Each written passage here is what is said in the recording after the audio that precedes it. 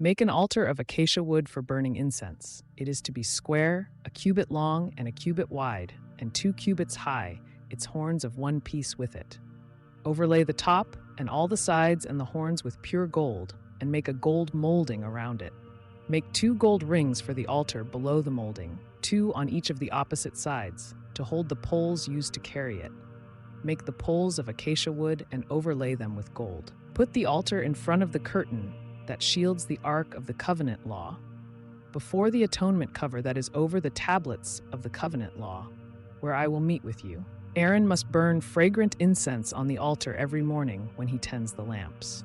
He must burn incense again when he lights the lamps at twilight, so incense will burn regularly before the Lord for the generations to come. Do not offer on this altar any other incense or any burnt offering or grain offering, and do not pour a drink offering on it. Once a year, Aaron shall make atonement on its horns. This annual atonement must be made with the blood of the atoning sin offering for the generations to come.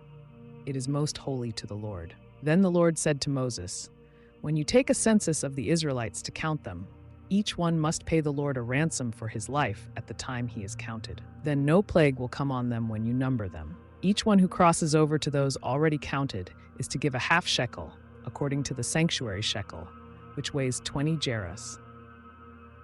This half shekel is an offering to the Lord.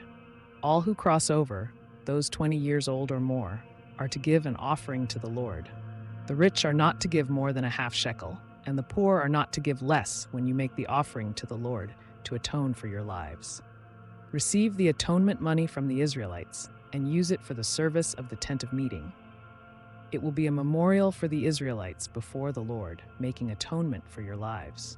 Then the Lord said to Moses, "Make a bronze basin with its bronze stand for washing.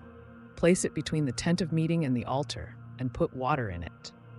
Aaron and his sons are to wash their hands and feet with water from it. Whenever they enter the tent of meeting, they shall wash with water so that they will not die.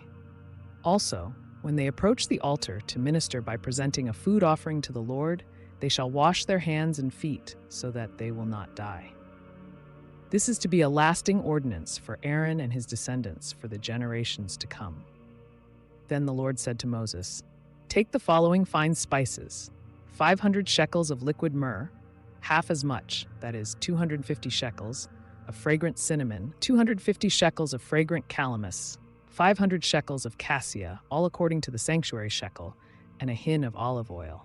Make these into a sacred anointing oil, a fragrant blend, the work of a perfumer. It will be the sacred anointing oil. Then use it to anoint the tent of meeting, the Ark of the Covenant Law, the table and all its articles, the lampstand and its accessories, the altar of incense, the altar of burnt offering and all its utensils, and the basin with its stand. You shall consecrate them so they will be most holy, and whatever touches them will be holy. Anoint Aaron and his sons and consecrate them so they may serve me as priests. Say to the Israelites, 'This is to be my sacred anointing oil for the generations to come. Do not pour it on anyone else's body, and do not make any other oil using the same formula.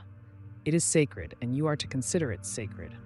Whoever makes perfume like it and puts it on anyone other than a priest must be cut off from their people.'